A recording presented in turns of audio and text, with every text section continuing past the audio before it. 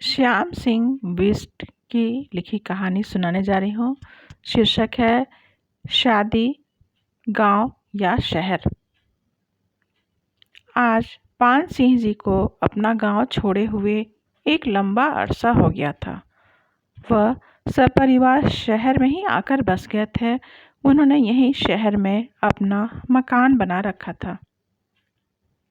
जब भी कोई गांव में शादी, विवाह या कोई अन्य कार्यक्रम होता, वह अपने गांव उस कार्यक्रम में अवश्य अपनी भागीदारी करने जाते, जिससे रिश्तेदारी के ऊपर कोई बात ना आए।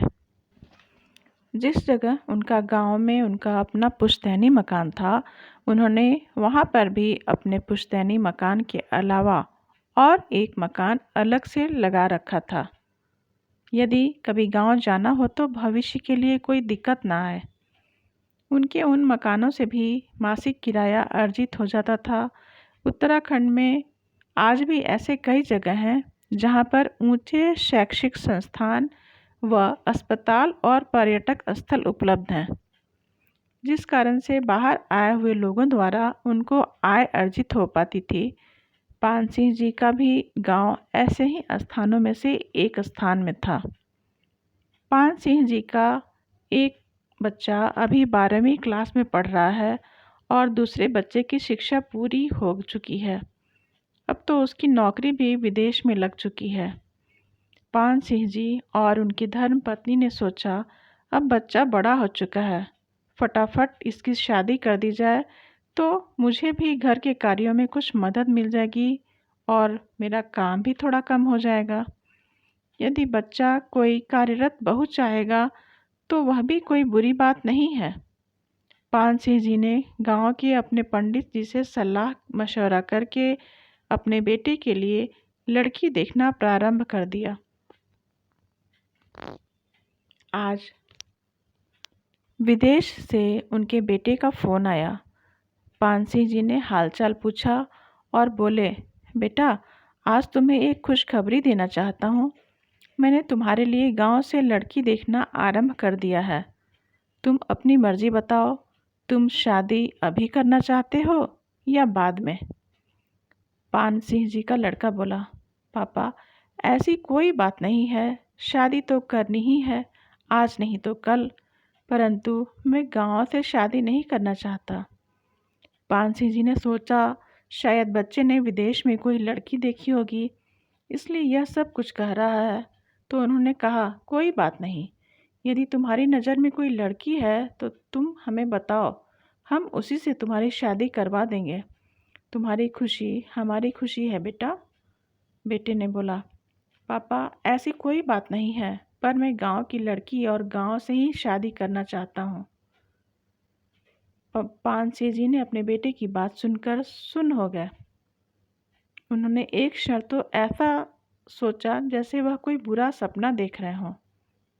उन्होंने अपने बेटे को समझाया, कहा, बेटा, गांव से ही तो हमारी जड़ है। यदि तुम गांव से शादी कर लोगे तो इसमें क्या बुराई है? क्या तुम्हारी माँ शहर की है? मैंने भी तो गांव से ही शादी की है। तुम चाहोगे तो गांव से ही तुम्हारे लिए एक पढ़ी लिखी बहू ले आएंगे, जो कि बाद में नौकरी भी कर सकती है। गांव में हमारा सब कुछ है, रिश्तेदार है, मकान है, शादी के समय कोई दिक्कत नहीं आएगी। और तो और, जहां हमारा गांव है वह भी शहरी इलाका है। अपने गांव की संस्कृति और वहां की जड़ों से जुड़े रहोगे। जब रिश्तेदारों में उठोगे बैठोगे तभी तो रिश्तेदारों के बारे में जान पहचान होगी। क्या गांव की लड़कियां पढ़ी लिखी या सुशील नहीं होती? यदि सभी नौजवान तुम्हारी सोच ही रखेंगे तो हमारा अपने मातृभूमि के प्रति क्या कोई फर्ज बचा रह जाएगा? पान सिंह जी बोले, तुम गांव से शादी कर लो, बाद में शादी का एक रिसेप्शन यहाँ शहर में भी दे देंगे, बाकी तुम्हारी मर्जी। पान सिंह जी का बेटा बोला, पापा, आप शहर से ही कोई पहाड़ी लड़की देख लो, मैं शादी कर लूँगा, लेकिन सिर्फ शहर से ही, गांव से नहीं। परंतु पान सिंह जी के बेटे ने अपने पापा की एक ना सुनी और वह शहर से ही शादी करने का इच्छुक रहा। आजकल की पीढ़ी गांव से शादी करना नहीं चाहते, गांव को पिछड़ेपन की निशानी समझते हैं। शादी उनके लिए स्टेटस सिंबल से मैच नहीं कराती।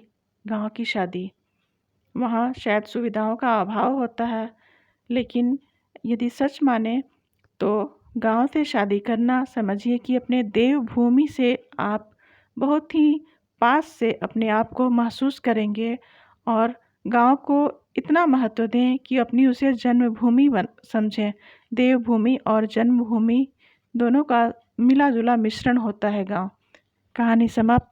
कहानी अगर पसंद आए तो इसे लाइक, सब्सक्राइब और शेयर ज़रूर करें।